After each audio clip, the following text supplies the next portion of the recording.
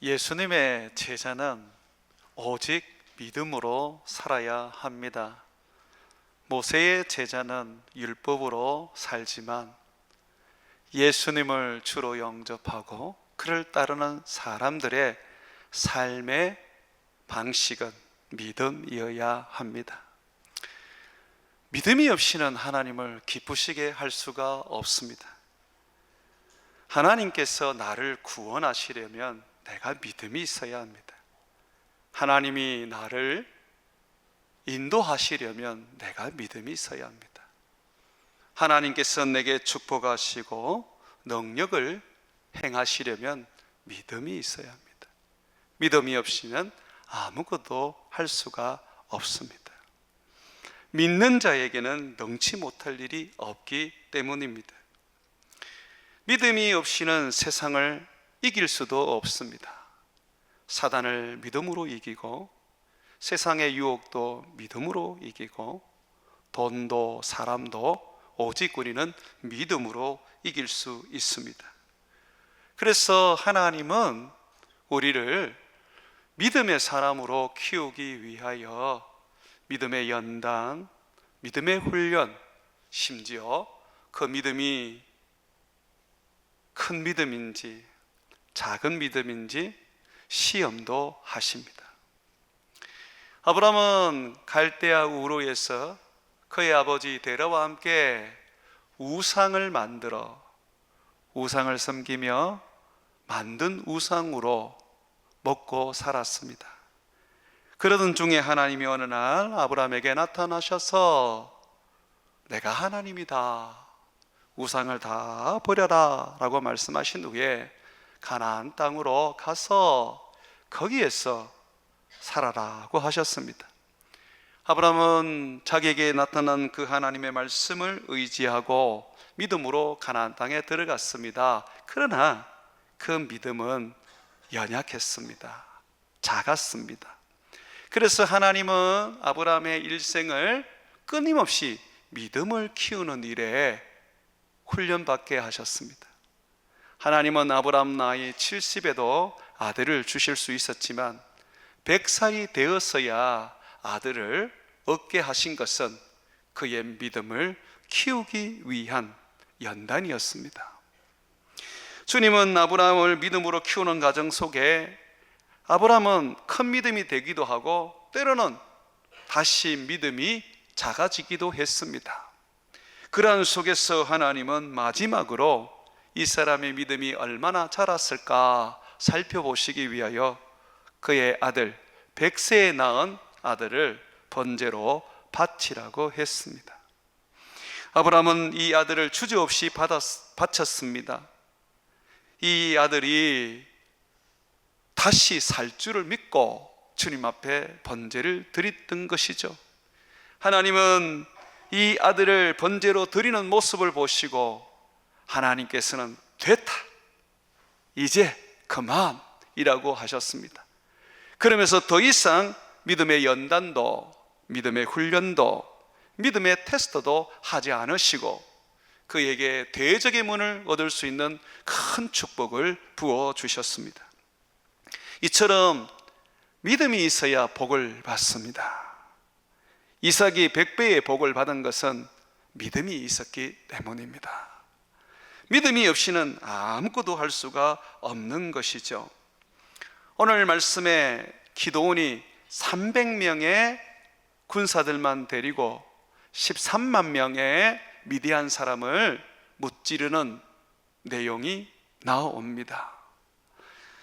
하나님은 단 300명의 군사를 가지고 13만 명의 군사를 무찌르시는 전능하신 분이십니다. 그러나 기드온은 그런 믿음을 처음에는 가지지 못했습니다. 전쟁을 하려면 군사도 많아야 되고 무기도 많아야 된다고 생각을 했었지요. 하지만 하나님은 이 미디안과의 전쟁 300용사를 통하여 승리하게 하심으로써 믿음이 세상을 이기고 믿음이 하나님의 영광을 보게 되는 것을 일깨워 주셨습니다.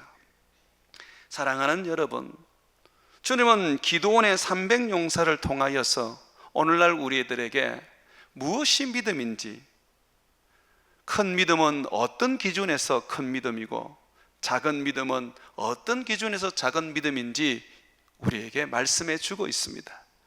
그래서 저는 여러분들에게 이 기드온 300용사가 선발되는 과정을 통하여서 하나님이 정하시는 믿음의 기준이 무엇인지 함께 나누려고 합니다. 하나님이 정하시는 첫 번째 믿음의 기준, 믿음이 크고 믿음이 작은 그 기준은 먼저 숫자에 대한 우리의 반응입니다. 우리는 세상을 살아가면서 너무 숫자에 집착하고 거기에 연연합니다. 잘 사는 사람은 돈이 얼마나 많으냐, 또는 부유한 국가는 1인당 국민소득이 얼마나 되느냐를 따집니다. 강국은 얼마나 많은 핵을 보유했으며 얼마나 많은 전투기와 탱크를 가지고 있느냐, 이 숫자에 연연을 하는 것이죠. 이것은 우리의 삶에도 굉장히 뿌리를 내리고 있습니다. 예수를 믿으면서도 우리는 항상 내가 얼마나 버느냐, 또는 내 나이가 얼마나 되었느냐, 우리 교회는 얼마나 모이느냐, 거기에 마음을 둡니다. 때로는 목사님들의 그 교제 속에 제가 참여해서 목사님과 대화를 하다 보면 서로 알아가면서 여러 이야기를 합니다. 그런데 거기서 꼭 빠지지 않는 질문이 있습니다.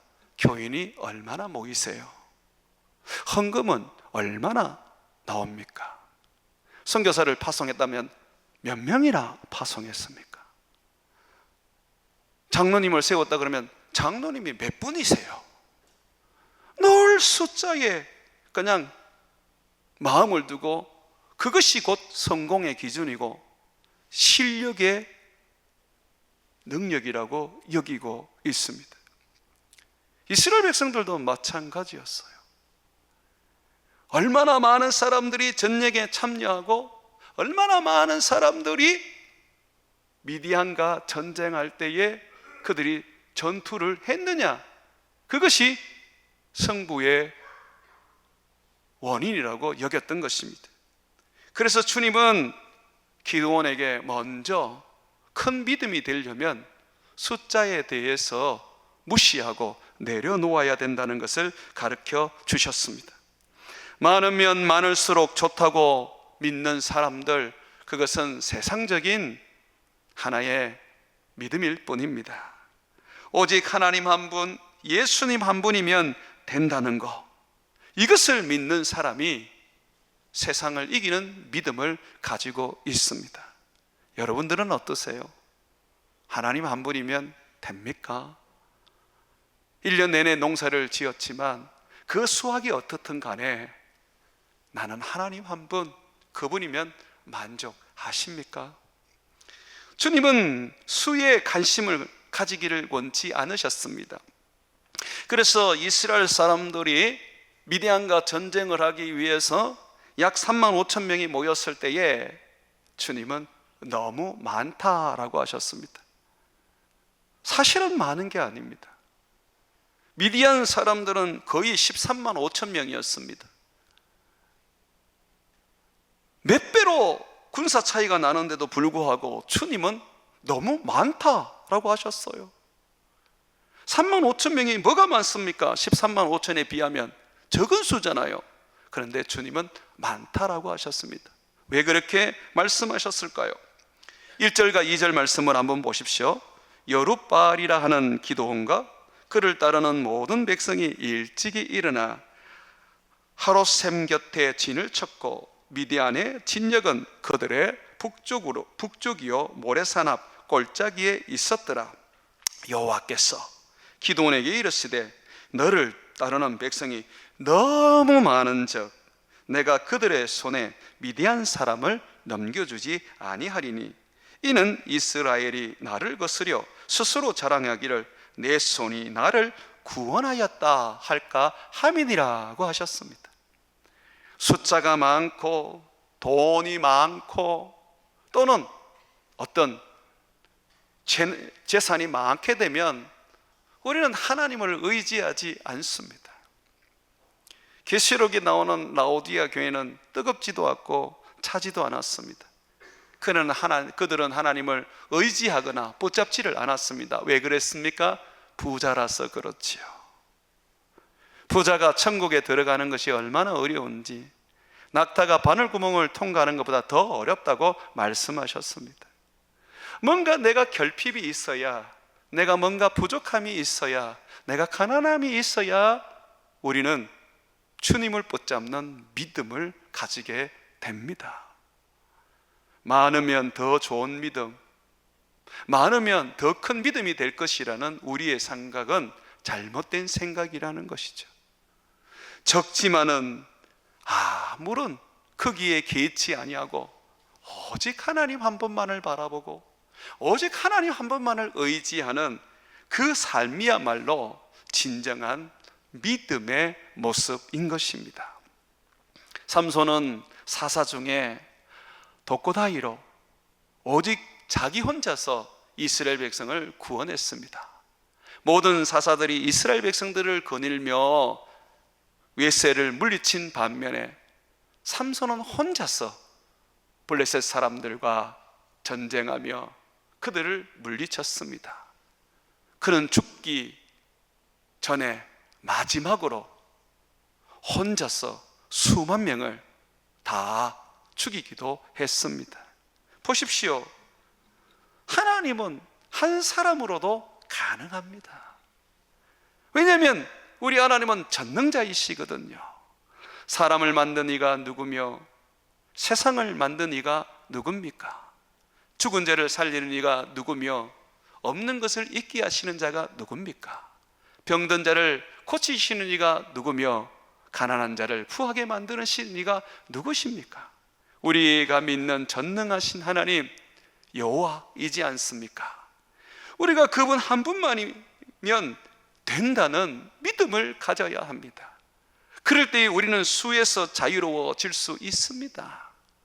내 자식이 연봉을 얼마 받든지, 내 자식이 다니는 회사의 직원이 얼마나 되든지 우리는 거기에 관심을 두지 않을 수 있습니다. 내 아들이 믿음만 가지고 있다면, 하나님만 바라보고 살아간다면 하나님은 그를 삼손과 같이, 그를 다니엘과 같이, 그를 요셉과 같이 쓰시는 분이기 때문입니다. 믿음이 세상을 이기는 것이고 믿음이 세상을 변화시키는 것이죠. 하나님이 나와 함께만 하시면 숫자는 무의미합니다. 레위기서 26장 8절에 보게 되면 너희 5이 100을 쫓고 너희 100이 만을 쫓으리니 너희 대적들이 너희 앞에서 칼에 엎드려질 것이다 라고 말합니다. 100명이 10,000명을 이긴다. 정말 불가사의하고 말도 안 되는 말이지 않습니까? 그런데 성경은 그것이 믿음의 사람의 상식이라고 말합니다. 하나님이 나와 함께 하신다면 100명인들, 10,000명인들, 아니 10만 명인들 무슨 의미가 있겠습니까? 주께서 이 모든 일을 이루실 것인데요. 기드온은 13만 5천, 거의 15만 대군에 이르는 미디안을 맞이하면서 얼마 되지 않은 자기의 병사들로 인하여 두려움을 가지고 있었습니다. 그러나 하나님은 그 병사들조차도 많다고 하시면서 그들을 보내버리십니다. 약 22,000명을 보내버리는데 결국은 10,000명만 남게 되지요. 그런 후에 나중에 보니까 주님이 10,000명도 많다 그러면서 300명만 남겨놓고 다 보내버리시는 겁니다. 300명과 13만 5천 명, 이거는 전쟁을 해보나 마나 아니겠습니까? 그런데 그렇지 않습니다. 우리 주님은 전능하신 하나님이시기 때문에 그 숫자가 어떻든 간에 결국은 우리에게 승리하게 해 주십니다. 이것을 믿어야 해요. 아사 왕이 하루는 구수 100만 대군의 공격을 받았습니다. 병사가 100만 명이었고 심지어 전차가 300대나 되었습니다. 유다 나라는 전차가 없었어요. 창과 화살밖에 없었습니다. 그 당시에 최고의 무기, 지금으로 말하면 탱크와 같은 무기를 갖추었던 이 구스, 전쟁을 해보나 마나 유다 사람이 질 수밖에 없었을 것입니다. 그런데 아사는 이 전차를 보지 않고 또 100만 대군을 보지 않고 오직 하나님만 바라보았습니다. 그는 유다와 베냐민 지파의 58만 명을 데리고 전쟁을 하기 전 하나님 앞에 이렇게 기도를 드렸습니다. 한번 들어보십시오. 여호와여, 힘이 강한 자와 약한 자 사이에는 주밖에 도와줄 이가 없습니다. 우리 하나님 여호와여, 우리를 도와주소서. 우리가 주를 의지하오니 주의 이름을 의탁하옵고 이 많은 무리를 치러 왔습니다. 여호와여, 주는 우리 하나님이시오니 원하건대 사람이 주를 이기지 못하게 하옵소서. 정말로 굉장한 믿음의 기도 아니겠습니까? 100만 대군이 온들, 전차 300대가 온들 의미 없다는 것입니다. 하나님이 전쟁하시면, 하나님이 이 전쟁에 앞장서시면 능히 이긴다는 것입니다. 내 힘으로, 내 능력으로 살려고 하니 우리는 수를 생각할 수밖에 없고 내가 가진 전투력을 생각할 수밖에 없는 것이죠. 그러나 그 모든 걸 다 내려놓고 하나님만 바라본다면 우리는 세상을 이길 수 있습니다. 스펙이 적으면 어떻습니까? 내가 흙수저면 어떻습니까? 내가 가진 것이 한 푼이라도 없으면 어떻습니까? 내가 예수의 이름을 가지고 예수 그리스도를 믿는 믿음으로 세상을 산다면 우리는 세상을 이기지 않겠습니까? 예수님의 제자 베드로와 요한은 아무것도 가진 게 없었습니다. 성전 미문에 구걸하는 이 안절뱅이에게도 동전 하나 던져줄 그런 돈조차 없었습니다. 그런데 그는 예수를 붙잡고 있었습니다. 그래서 이 구걸하는 사람에게 당당하게 말했습니다. 은과 금은 내게 없다. 하지만 내게 있는 것으로 너에게 준다. 곧 나사렛 예수 이름으로 일어나 걸어라. 그 순간에 수많은 구걸을, 수많은 적선을 하고 구제를 하던 사람들이 할 수 없는 놀라운 일이 일어났습니다. 태어나면서부터 한 번도 걸어보지 못했던 이 장애인은 예수 그리스도 그 이름으로 말미암아 벌떡 일어나 성전에 들어가 예배하며 하나님의 믿음의 사람이 되어버렸습니다. 보십시오. 세상은 돈으로 사는 것 같지만 믿음으로 사는 것입니다. 믿음 앞에 어떤 것도 다 무너지고 넘어지고 쫓겨납니다. 사탄도 믿음 앞에 떠나가게 되어 있는 것입니다. 한국교회는 너무 숫자에 민감하고 그것이 마치 성장이고 부흥이라고 여깁니다. 그러나 그것은 잘못된 것입니다. 오카노 목사님은 미국 한인교회에서 한국교회에 대하여 질타하면서 한국교회는 더 이상 숫자 노름을 해서는 안 된다고 가르쳤습니다. 숫자만이 부흥이고 숫자만이 하나님의 영광을 돌릴 수 있다고 여기는 것은 참으로 어리석은 짓이고 사탄적인 생각이라고 가르쳤습니다. 우리는 숫자 노름에 빠져서는 안 됩니다. 예수님은 수많은 무리들이 예수님을 따랐지만은 결코 그들을 제대로 받아들이지 않으셨습니다. 도리어 그들에게 말씀하셨습니다. 너희가 정녕 내 제자가 되어 나와 같이 저 천국에 들어가기를 원한다면 너희 자신을 부인하고 십자가를 져야 한다라고 하셨습니다. 나를 위하여 너희 목숨을 바칠 수 있어야 한다라고 가르쳤던 것입니다. 수많은 사람들이 예수님을 쫓아도 십자가를 지지 않는 죄자라면 무의미하고 가치 없고 종교인에 불과한 것이죠. 한국 교회는 인구의 20%가 예수를 믿는다고 자랑하면서 온 세상을 향하여서 교만하게 말했습니다. 그런데 코로나가 지나고 나니까 이제는 10%도, 인구의 10%도 예수를 안 믿습니다. 참으로 우리의 자랑과 숫자를 의지했던 것이 단숨에 하나님으로부터 무너뜨림을 받은 것입니다. 구약에는요, 인구조사를 못하게 해요. 하나님이 사람으로 말미암아 자랑하고 의지할까 봐 하나님은 꼭 필요할 때만 인구조사를 하게 하세요. 오직 하나님은 자기만을 의지하고 자기만을 힘입어 살아가기를 원하는 것입니다. 하루는 예수님께서 성전에서 헌금하는 사람들을 보셨습니다. 부자는 많은 돈을 헌금했고 한 가부는 2렙돈, 여인이 벌 수 있는 하루에 일당을 헌금을 했습니다. 2렙돈, 어찌 보면 가치 없는 돈이죠. 그런데 예수님은 그 2렙돈에 집중하셨습니다. 그리고 제자들에게 가르치셨습니다. 저 여인이 헌금을 가장 많이 했다. 예수님에게는 숫자가 의미 없어요. 전심이죠. 주님을 향한 온전한 마음이었죠. 주님은 외모로 보지 않습니다. 주님은 마음을 보십니다. 슬리퍼를 끄집고 옷도 남루한 옷을 입고 교회를 나올지라도 그의 마음이 하나님을 구한다면 하나님은 그 사람을 기쁘게 받으십니다. 양복을 입고 온몸에 사람들이 주목할 만큼 아름다움을 거친다 할지라도 그 마음이 하나님을 향하지 않는다면 그것은 아무런 의미가 없는 모습입니다.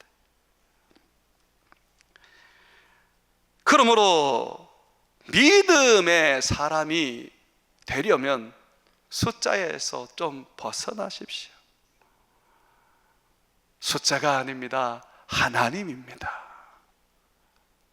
세상적인 양과 또는 많이 축적해 놓은 재산이 아닙니다. 하나님입니다. 두 번째 기준으로 주님은 마음의 상태를 말씀하셨습니다. 두렵고 떠는 자들, 염려하는 자들에 대해서 주님은 다 집에 보내라고 말했습니다. 이스라엘 백성들이 미디안의 공격을 맞이하여서 수많은 사람들이 의무감으로 전쟁에 나왔습니다. 그런데 주님은 의무감만 가지고 있는 자들을 다 돌려보내라고 하셨습니다. 전쟁에 대하여 두려워하고 무서워하는 자들을 다 돌려보내라고 하셨습니다. 그들은 주님이 쓸 수가 없었던 것이죠. 3절 말씀 한번 보십시오. 이제 너는 백성의 귀에 외쳐 이르기를 누구든지 두려워 떠는 자는 길리앗산을 떠나 돌아가라 하시니 이에 돌아간 백성이 22,000명이요 남은 자가 10,000명이었더라.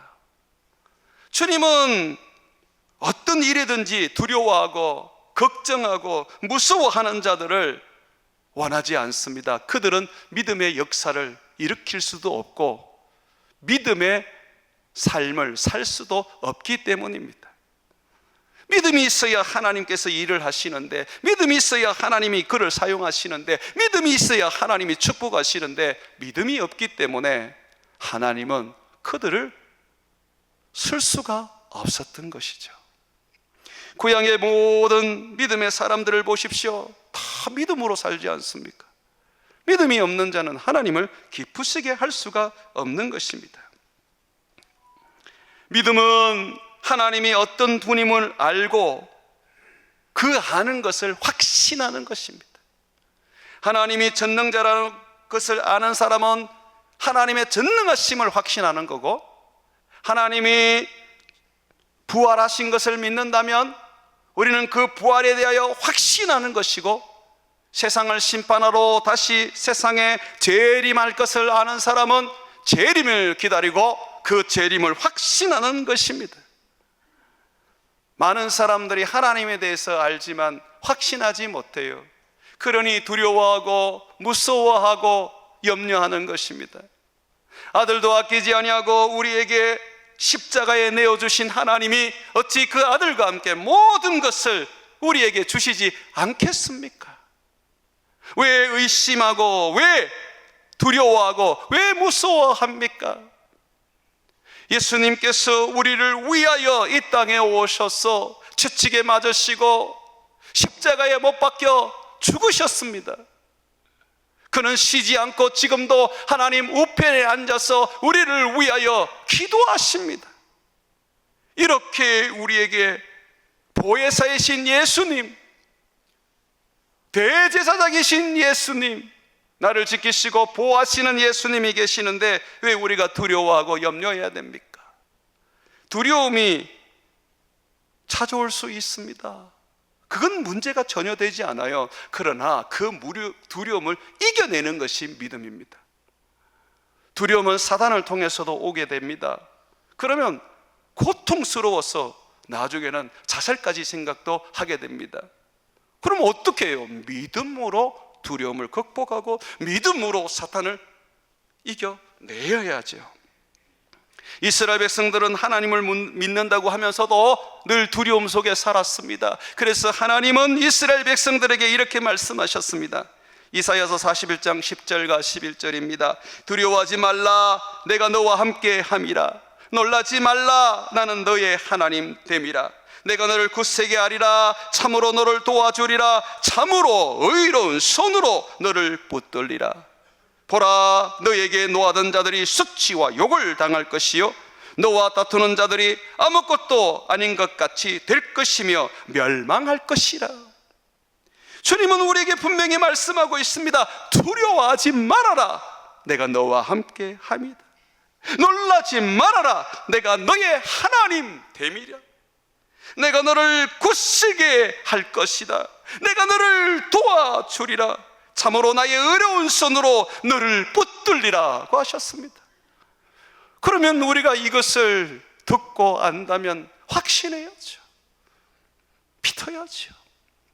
믿음이 없이는 하나님을 기쁘시게 할 수가 없습니다. 믿음이 있어야 이적이 일어나고, 믿음이 있어야 하나님의 역사가 나타나고, 믿음이 있어야 하나님이 우리를 이끌어 가시는 것입니다. 우리는 믿음과 열심을 혼동할 때가 있습니다. 열심이 마치 믿음인 것처럼 여길 때가 있습니다. 그런데 믿음 속에 열심이 포함되어 있기는 하지만 믿음과 열심은 전혀 다른 것입니다. 한 청년이 미얀마 선교를 가게 되었는데, 처음 선교를 하다 보니까 비행기 표를 끊고 비자를 신청하는데 성과 이름을 바꿔 쓰게 되었습니다. 성을 적어야 할 란에 이름을 적고, 이름을 적어야 할 란에 성을 적었습니다. 이건 아무것도 문제가 안 되는 것처럼 우리가 인식할 수 있지만, 그러나 해외에 나갈 때는 이것은 큰 문제가 됩니다. 항공권을 끊어도 이름과 성을 바꿔 적으면 돈을 적어도 한 100불 내야지 그것을 바꾸어 줍니다. 쉽지가 않습니다. 비행기를 타는데도 제약이 생기고, 비자가 이름이 잘못되었기 때문에 미얀마 입국에 거절을 당하게 됩니다. 이 청년은 몰랐어요. 그런데 다른 사람이 보니까 이것이 바뀌어진 걸 볼 수가 있었습니다. 그래서 이것을 빨리 수정해서 정정해서 이 미얀마 들어가는 데에 어려움이 없도록 하려고 했지만, 그런데 전혀 손을 쓸 수가 없었어요. 미얀마 행정이 더딜 뿐만 아니라 항공사에서도 쉽게 그 이름을 바꿔주지 않았습니다.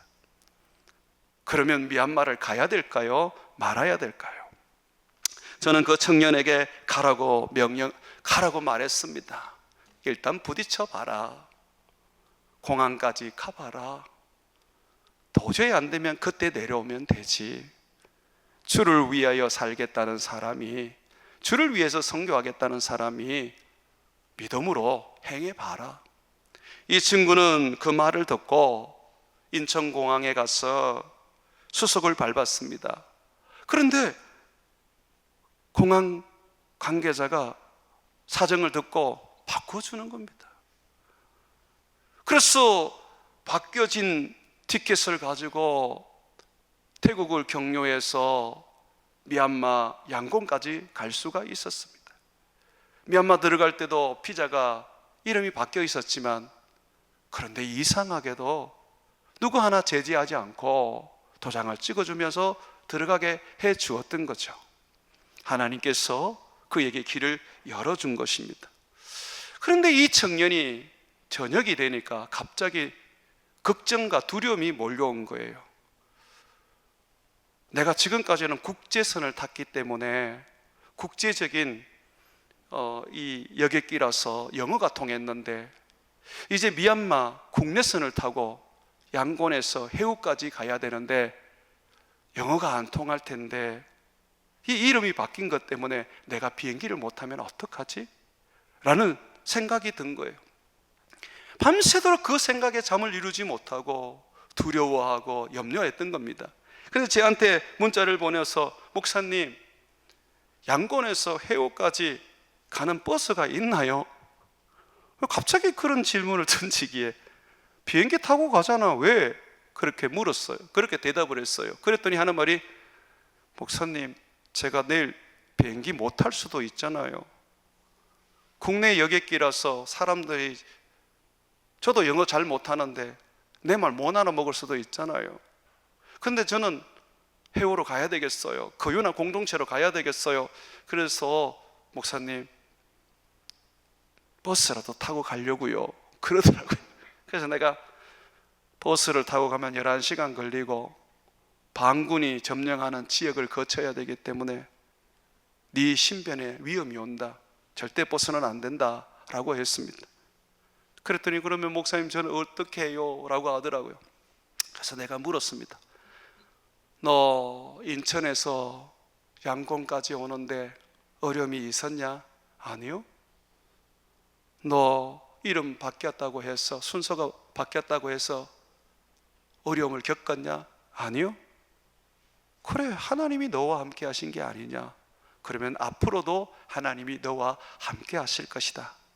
염려하지 말고 내일 아침에 공항에 가서 표를 받고 타라. 하나님이 이끌어 주실 거다. 그랬더니 얘가 말꼬리를 잡으면서, 그래도요, 대안을 세워야지요, 목사님. 저는 꼭 가고 싶습니다. 걸어서라도 갈 건데요. 내가 그랬어요. 너 임마 그거 믿음 아니야. 정말 믿음이라는 것은 주님을 의지하고 믿는 거야. 기적이 상식이 되는 게 믿음이야. 너 내일 비행기 타러 가서 아무런 문제 없이 비행기 타게 되면 너 얼마나 하나님께 부끄럽겠니? 밤새도록 너 걱정하고 고민하고 염려했던 거, 그거 정말 하나님 앞에서 부끄럽지 않겠니? 왜 헛된 생각을 하냐? 내일 일은 내일 염려할 것이요, 그날의 염려는 그날에 족하다고 했지 않느냐? 믿음을 가져라. 그리고 지금 하나님이 너와 함께 하신다는 것을 나는 확신한다. 걱정하지 마라. 다른 사람이 못 타도 너는 탈 것이야. 아멘! 그래 놓고, 그래도 버스는 가지요. 그 다음날 아무런 문제 없이 비행기를 탔어요. 타기 전에 문자가 온 거예요. 목사님, 정말 부끄럽습니다. 하나님이 이렇게 해주실 건데 나는 왜 지난밤 뜬 눈을 세우면서 염려하고 걱정했을까요? 여러분, 믿음이 없으면 이래요. 부끄러운 거예요. 하나님 앞에 너무너무 부끄러운 거예요. 세 번째 기준은요, 삶의 자세에서 믿음을 볼 수 있습니다. 주님은 절대로 우리가 세상에 무릎을 꿇지 않기를 원합니다. 사소한 것에도 무릎을 꿇지 않기를 원합니다. 오직 하나님께만 무릎을 꿇기를 원하십니다. 이스라엘 백성들은 사람들 앞에서 무릎을 꿇으면 안 돼요. 그것은 믿음이 아니기 때문에 하나님이 못하게 하셨어요. 오직 하나님께만 무릎을 꿇습니다. 그런데 이 10,000명 남은 이스라엘 사람들 중에 주님이 믿음을 시험하시기 위해서 개울가에 가서 물을 마시라고 합니다. 그때에 9,700명이 무릎을 꿇고 물을 마십니다. 그리고 300명은 손으로 물을 떠서 개가 핥듯이 핥습니다. 무릎을 꿇지 않습니다. 주님께서는 그 모습을 기도원에게 보게 하신 후에 무릎 꿇지 않는 300명만 따로 모으고 나머지는 보내라고 말했습니다. 여러분, 우리는 일상 속에서 또는 작은 일들 속에서 우리가 당하는 여러 가지 어떤 일 속에서 너무 쉽게 무릎을 꿇습니다. 그런 사람은 믿음의 사람이 아니에요. 모르드게는 왕담의 절대적인 권력을 가지고 있던 하만에게 무릎을 꿇지 않았습니다. 그 일로 인해서 모르드게와 그의 민족이 말살당하는 어려움에 처했지만 죽을지언정 무릎을 꿇지 않았습니다. 에스더 3장 5절과 6절에 보게 되면 하만이 모르드게가 무릎을 꿇지도 아니하고 절하지도 아니함을 보고 매우 노하더니 그들이 모르드게의 민족을 하만에게 알림으로 하만이 모르드게만 죽이는 것이 부족하다 생각하고 아수에르의 온 나라에 있는 유다인 곧 모르드게의 민족을 다 멸하고자 하더라. 그래서 결국은 유대민족이 말살됐습니까? 아니죠. 무릎 꿇지 않고 오직 하나님만 섬기며 그 앞에 무릎 꿇었던 이 모르드게, 권력 앞에 쉽게 무릎 꿇지 않았던 이 모르드게의 민족을 주님은 다 살려주시고 도리어 하만과 그에 속한 사람을 다 멸하셨습니다. 신앙은 무릎 꿇지 않는 거예요. 우상 앞에 무릎 꿇지 않고 좌절 앞에 무릎 꿇지 않고 실패 속에 무릎 꿇지 않고 사람 속에 무릎 꿇지 않고 환경 가운데 무릎 꿇지 않는 것입니다. 엘리야 시대에 모든 사람이 다 주님을 떠나고 바알을 숭배한다고 엘리야 선지자가 하나님께 하소연을 했을 때 하나님은 아니라고 하셨어요. 바알에게 무릎 꿇지 않은 7,000명이 남아있다라고 하셨습니다. 내가 이스라엘 가운데에 7,000명을 남기니 다 바알에게 무릎을 꿇지 아니하고 다 바알에게 입맞추지 아니한 자니라고 말하고 있습니다. 오직 하나님은 우리가 하나님께만 무릎을 꿇으라고 말하십니다. 그는 전능자시고 그는 우리를 지으신 창조주이십니다. 시편 95편 3절과 6절에 보게 되면 여호와는 크신 하나님이시요 모든 신들보다 크신 왕이시기 때문이로다. 땅의 깊은 곳이 그의 손 안에 있으며 산들의 높은 곳도 그의 것이로다. 바다도 그의 것이라. 그가 만드셨고 육지도 그의 손에 지으셨도다. 그러므로 오라 우리가 굽혀 경배하며 우리를 지으신 여호와 앞에 무릎을 꿇자라고 말하고 있습니다. 무엇이 믿음입니까? 실패가 있어도 좌절이 있어도 망해도 억압과 사람들의 핍박이 있어도 무릎을 꿇지 않는 것입니다. 하나님의 자녀답게 예수 그리스도의 피로 새 생명 얻은 예수님의 제자답게 우리는 세상에 당당함을 가지고 살아야 하는 것입니다. 너무 쉽게 무릎을 꿇어요. 돈 앞에 무릎을 꿇고 사람 앞에 무릎을 꿇고 실패 앞에 무릎을 꿇고 그저 무릎을 꿇어버립니다. 그런 사람은 하나님이 믿음이 적은 자라고 하시는 것입니다. 카자흐스탄에 선교사로 파송한 가경식 목사로부터 연락이 왔어요. 오랫동안 기다렸던 영주권이 거절이 됐다는 겁니다. 이제 10일 정도 비자 기간이 남았는데 어떻게 해야 될지 모르겠대요. 몇 개월 카자흐스탄에 살아보니까 이슬람의 그 영적인 것에 눌리고, 아내는 아프고 자기는 외로움 속에 향수병이 생겨서 고통 속에 살고 있답니다. 저는 아무런 대답을 하지 않았습니다. 격려도 하지 않았고 책망도 하지 않았습니다. 그가 결정할 일이기 때문이었습니다. 며칠이 지나서 연락이 왔습니다. 목사님, 제가 옆나라 키르기스탄에 잠시 가서 비자를 연장하겠습니다. 계속해서 제대로 비자가 안 돼도 저는 목숨 걸고 선교하겠습니다. 노동 비자도 신청해보고 비즈니스 비자도 신청해보면서 어찌하든지 이곳에 교회를 세우겠습니다. 그 편지를 어제 기도 중에 제가 밤에 받았는데요, 제가 이렇게 답장을 적었습니다. 나의 의인은 믿음으로 말미암아 살리라. 또한 뒤로 물러가면 내 마음이 그를 기뻐하지 아니하리라 하셨느니라. 우리는 뒤로 물러가 멸망할 자가 아니요 오직 영혼을 구원함에 이르는 믿음을 가진 자니라. 곽선교사, 굴복하지 마라. 죽을지언정 뒤로 물러서지 말아라. 앞으로 전진해라.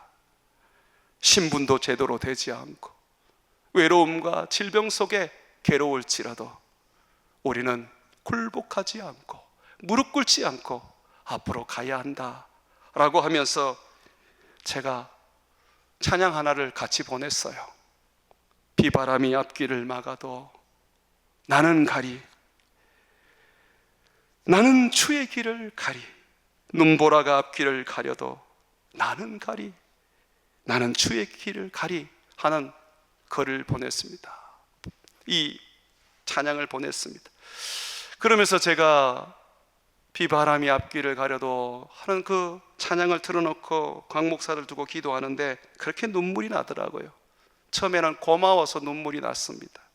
뒤로 물러서지 않고 그 어려움 속에도 굴복하지 않고 계속해서 선교사로서 그 사명을 감당하는 그가 고마웠고요. 두 번째는 미안해서 울었어요. 따뜻한 격려 한마디 못하고 괜찮다 돌아와 그렇게 얘기해 주지 못하고 뒤로 물렀으면 멸망한다. 굴복하고 무릎 꿇으면 결국은 우리는 주의 제자가 아니라고 가르치면서 격려가 아니라 협박을 저는 했기 때문에 그것이 미안했습니다. 그리고 마지막으로는 불쌍해서 울었습니다.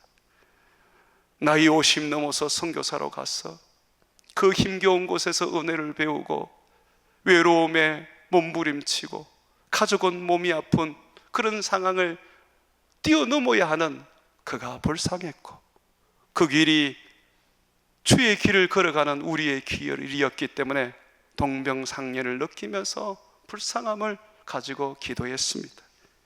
사랑하는 여러분, 만약에 우리의 믿음을 키우지 않는다면, 우리가 굴복하지 않는 믿음, 두려움을 이겨내는 믿음, 숫자에 연연하지 않고 하나님만 바라보는 믿음이 된다면 주님은 우리를 아브라함과 같이 바울과 같이 쓰십니다.